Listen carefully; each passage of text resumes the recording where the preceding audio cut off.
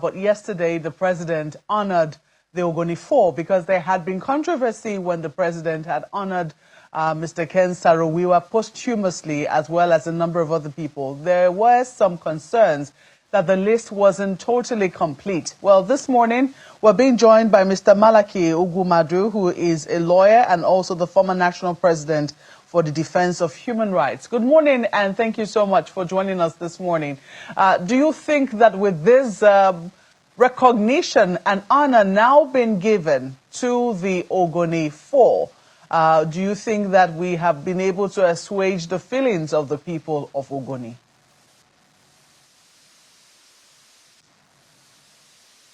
First of all, good to see you again, Mokwe, in a while.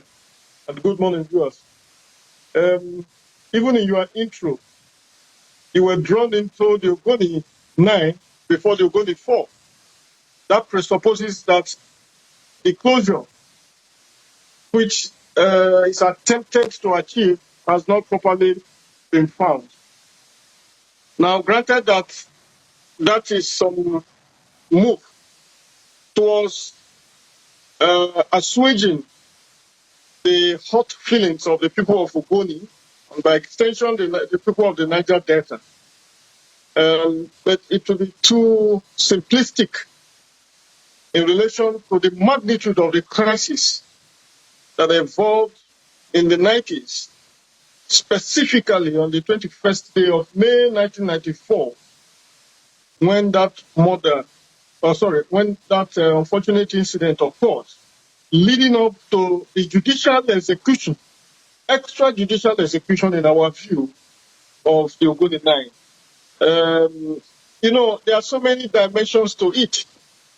Those were the incidences that preceded the crisis that evolved and engulfed the entire Ogoni and the Niger Delta. But you would find that it snowballed into bigger challenges, bigger obstacles even in the oil production. And it has taken this long period of time, and we've still not found solutions. Don't forget, this is the same area where we're talking about cleaning up of the environment, clearly devastated and polluted by indiscriminate oil exploration. This is also the same area where the incidents of the crisis of those moments led to a number of litigations. No one, at least of our generation, of our age, would forget how Nigeria became a pariah state under General Abacha. No thanks to the effort that people like Tommy Kimi did all over the world trying to spruce the image of this country. But Nigeria was clearly became a pariah state on account of the extrajudicial killing of Council Ruwa and 8 others. These were people whose appeal to the Court of Appeal was yet to be considered, yet to be entertained, and they were summarily executed in a very inhuman nature. So I make the point that, yes, I think there is a political economy by far more than what the National Honors Act clearly provides for in recognition of persons of Nigerian citizenship who have distinguished themselves either by dint of their hard work, the accomplishment they've achieved in their areas of expertise, or those who have made significant contribution, either by sacrifice like the ones we are referencing now. But it doesn't quite capture the mood in Ogoni land at the moment. Don't forget, at the moment, there is a serious agitation that whereas there have been proclamations about remediation of the environment, the cleaning up of the environment, not much has happened after that political proclamation. Those were moves that would have effectively positioned this government as one that is sincerely intended to address the years of crisis of the Ogoni people.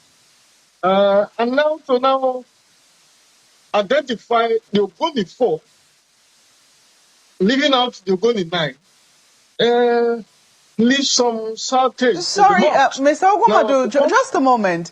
The Ogoni 9 were the first people to be honored alongside Ken Saro-Wiwa. If you recall, there was some controversy when the President Bola Ahmed Tinubu, incidentally, was the same person who pardoned Ken Saro-Wiwa as well as the Ogoni 9. These people were hung, or will I say hanged, by the state under the regime of General Sani Abacha. So there was some controversy because Mossop did say, look, these people did not commit any offense. If there's anything, they were hanged unjustly by the state, and you cannot say you're pardoning them. But some people said, look, there was a pardon, and then a national honor was given to them, meaning that they were exonerated, so to speak. But there are those who said, look, what we ought to have seen was a clearance, a declaration of their innocence. But it does appear that a lot of people are not familiar with the story of the Ogoni 4, who were the initial people murdered, for whose murder Ken Saro-Wiwa and the other 8 people were accused of murdering. Can you give us a little more clarity? Because this is a very long time ago. I mean, we're talking about 31 years ago. A lot of people do not know this story, especially amongst young people. Can you give us a little more clarity on what it is we're actually looking at here? Thank you, Mokwe, for that additional facts, and it brings the point a lot more clearer. Ogoni 4 preceded Ogoni 9 in terms of the crisis of that moment. The Ogoni struggle was spearheaded by the movement for the survival of the Ogoni people, Mossop. Ably, and in a very dynamic manner led by Ken Saro-Wiwa, deputized by Ledumiti, and so on and so forth. As effective and sagacious as they were intrigues too. There were a lot of contestations, if you like, contradictions within that movement, in a way that clearly exposed the role of fifth columnists. Don't forget, we were under a very draconian military rule then, led by General Abacha. And so the crisis deteriorated up to the point where four prominent Ogoni citizens were killed. Now, there are divided views as to how and the circumstances in which they died. But the consensus over time was that was orchestrated by the fifth columnists, I like to say, who needed to undermine the leadership of the Ken Saro-Wiwa Mossop movement. And it wasn't difficult at all for the government of that day that claimed to have constituted an investigation leading to the tribunal headed by now late Ibrahim Auta, former Chief Judge of the Federal High Court. And what became clear was that there was a crack. There was a serious crack in that movement, but that crack provided the entry point, provided the leeway with which the draconian government of Abacha now cracked down heavily and decimated, as it were, also decapitated the leadership of Mossop in such a way that even when the tribunal came out with their verdict, there was a very swift appeal to the ruling of the tribunal pending before the Court of Appeal, There were international outcry regarding the transparency, regarding the compliance with the due process of the law, regarding the fairness of the trial generally. There were even representations, both local and international. I remember the trio of Professor Woloshenka, I think J.P. Clark, and Chino Achebe, if I'm not mistaken. But the writers, made a personal visit to General Bata there. They had hardly left the seat of power when the news splintered out in 1995 that Ken Saro-Wiwa and the 8 others had been hanged and that their remains had been burnt beyond recognition in a way that triggered the outrage of the entire world. And Nigeria was, accordingly blacklisted in the Committee of Nations. So I thank you for providing that gap that was almost lost on me. However, where we are now is that there is a serious agitation for the attention, for the remediation, the cleanup of that environment. This government did well when it came up with the idea that must happen, and voted tremendous amount of money in collaboration with other international collaboration to have that entire area cleaned up, to restore the environmental integrity of that entire area. Yet, that has not happened, at least not in the way and manner that will restore life and aquatic, existence in that area. So, whereas these moves have been made, whereas people are posthumously honored, the dust in the belfry hasn't quite settled, in the sense that what gives life and livelihood to the people of Ogoni, who have suffered decades of pollution, environmental degradation, and deprivation, has not been taken as seriously as they ought to. Because as it stands, you still find visibly, for those of us who come from the Niger Delta area, you visit some of these areas and you wonder whether these are indeed the areas where the resources of this country are explored.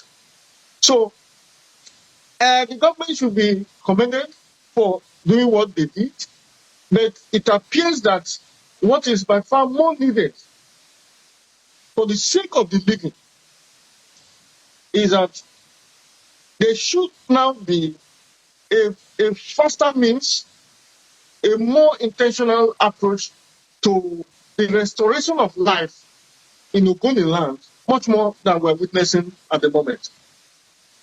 Madu, let me take you to Lagos now, because I'm sure Ayo will also have some follow-up questions for you, especially with regards to the issue of high prep. Right now, we also understood yesterday that after the honors were given the Ogoni 4, the president indicated showed signs that they would like to restart the exploration and the drilling for oil again in Ogoni land. And I'm sure you certainly will have a comment or two on it. The papers are awash with those stories this morning. Take a look at New Telegraph, for instance. It says, federal government moves to restart oil production in Ogoni land. You also have a number of other dailies right there. Yes, to resume oil production 30 years after. So you have this stories. Well, let me take it to Ayo. Ayo, over to you. Well, Marwa, you're not really far from where my inquisition is. So, Gumadu, one of the things that we have found, you spoke to the Ogoni 9, Ogoni 4 dichotomy, so to speak. It was that division, that misunderstanding between the two that started the whole brouhaha in the first place. And it is also part of the rhetoric now in some quarters that the fact that the people are still largely, polarized. Interests always at play. Mossop is not in cahoot with certain, even within Mossop, there are factions within, the various interest groups in the environment. There are factions consequently slowing down whatever efforts government is making to fast-track development. How do we assuage all of that? Even though the federal government is trying its own part, how about the people? How do we assuage, how do we bring everyone together so that there can be a united front?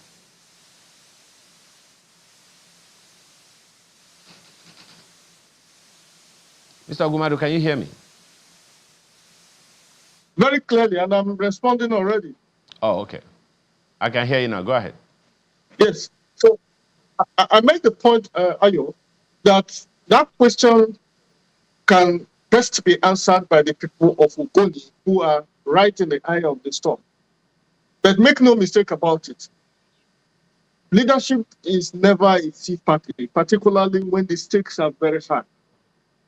The management of man itself that coexists in a given political environment is as complex as the nature of man. However, if you backtrack a bit historically, you will find that the Ogoni movement, captured by the Mossop philosophy, was a phenomenal one that attracted the attention of the entire world in terms of effective and coherent, coordinated organization in a way that became the envy, but the fear of the ruling class as at that moment. What that meant was that there was peace, there was unanimity of purpose, there were shared values and shared objectives towards a better Ogoni, and by extension, the Niger Delta region. What happened, which is always the case with incursion, with entrenched interest and incursion of fifth colonies, was that part of the people of Ogoni lowered the ball, as it were, in a way that enabled the government of that time to infiltrate into them, thereby dissipating their struggle. Now, it might not sound very palpable for people of this generation, but those of us who were around then could tell precisely how and why that coherent phenomenal struggle of the Ogoni people needed to be decimated. And this leads me to my own answer to your question, i.e., the political economy of the entire struggle in itself. Here was an entity that needed to survive, at least push back against the total absence of environmental care, far below what is obtainable anywhere in the world where there are oil exploration. They were so organized, so intentional, so effective that they became a threat to the military government of the maximum ruler then, General Sani Abacha. There were needs, urgent one at that, to take care of that situation. And by the nature and structure and command of military, they can only but dispense violence and force and brute force at that. That was what happened. And once that happened, it created the environment to now target the leadership of. So we won't stay long in what happened then. I think your question is, how then do you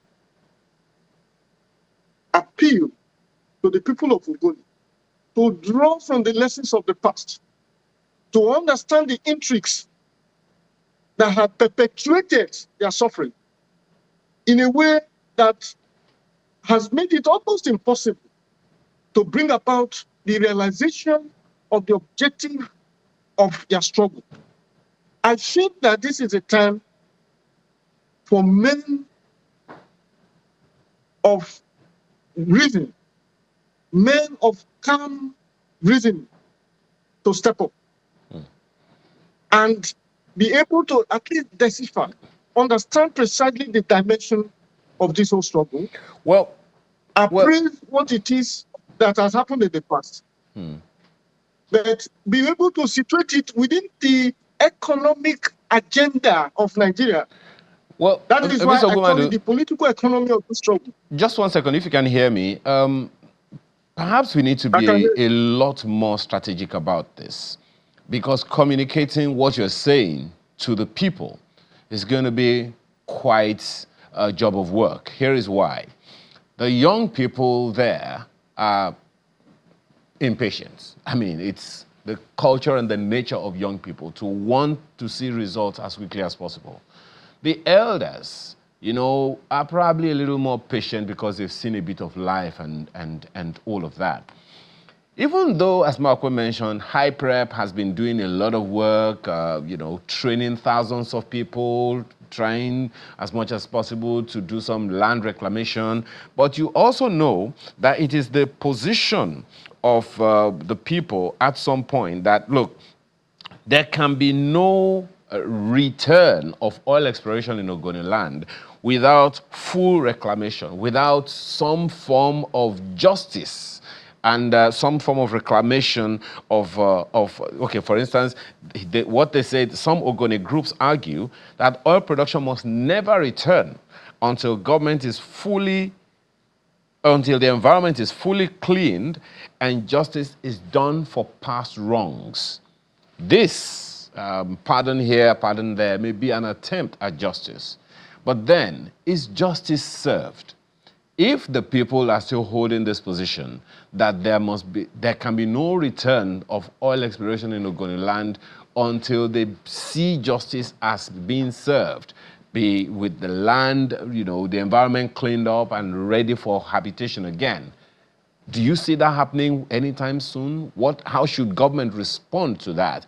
If the people begin to push back and say you can't return until we see some significant life improvement in our living standards. So striking the balance between those ends is what is needed.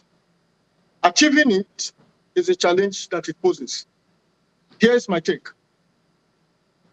Once bitten, twice shy. That is how the saying goes. So you have a mix of the younger generation and the older generation. The younger generation reading from history and the older generation experiencing history as it played out are now in a conflicted position to say, this was our approach then. It didn't pay off. The younger one are saying, now that we have realized that it didn't pay off, it is our responsibility, drawing from the experiences you have had and you have partly created, that we need to be not just resolved, but insistent, given the character of the states that we are dealing with. Again, listening to my word, there is a political economy dimension to this crisis. The political angle is that you need stability. But like I always say, Chief Gandhi has taught some of us who were with him that there is a danger in this kind of stability, because it is the stability of starvation and the peace of poverty. So where you now have this kind of situation, serious interrogation of what it is by the victims, not you and I who are in the air-conditioned homes in Lagos and in Abuja, present a life and death situation in which they are saying that we understand what looks like a good intention, which is why these promises are made. However, for the survivor, even for the memory of those who have paid with their lives, many of whom have children, relations, associates, dependents, who the memory of which have not left them. We are saying, government, do us a favor. We have been in this mess for over 3 decades. It is not time to be in a haste. We will be patient for you to finish what you have promised, no matter how long it is taking you.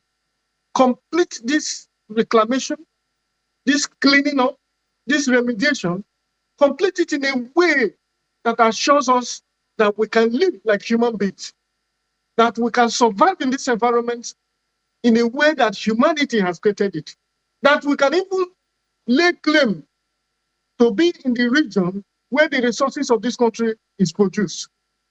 Save and until that is done, we may be beaten again.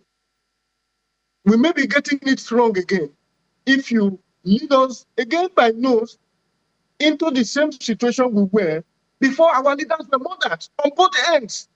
It was the Ogoni people, it is the Ogoni land that suffered, whether Ogoni 4 or Ogoni 9. So I understand that we need to strike that balance. However, if it takes, I think Yoruba man, it is the Yoruba people that have the proverb that if it takes a person so many decades to learn madness, how much time will he have to practice the madness? This whole thing has taken too long a time. The way manner you and I rationalize and characterize the process of this reclamation, it will seem as if it is a rocket science. No. Land reclamation, cleaning up exercises, remediation exercises go on all over the world where petroleum oil production takes place. It doesn't take decades and decades, up to 3 decades. It doesn't. So my advice would be, and thank you for the opportunity, Charles, for doing this. The government of Nigeria should see this as an existential challenge. Understand that a people's life have been terminated, at least for this long period of time. I also come from that kind of region where you see the oil exploration going on in heavy commercial quantity, yet in my own case, there is no access road to my village. There are no government presence anywhere. It's so bad even now that they've all scampered to safety because the entire environment is now taken over by flood. After the flood is erosion. After erosion is the devastation of life and the destruction of the properties, including the falling down of buildings. So when you see people of the Niger Delta, no less the Ogoni people, remain insistent, it is that life has become not just nasty, it has become short, and it has become brutish. And when you have to contend with all of those within the context of, or within the background of a government that seems to prioritize the economic angle of the crisis much more than the human angle, then you have men of conviction to contend with. That's my take.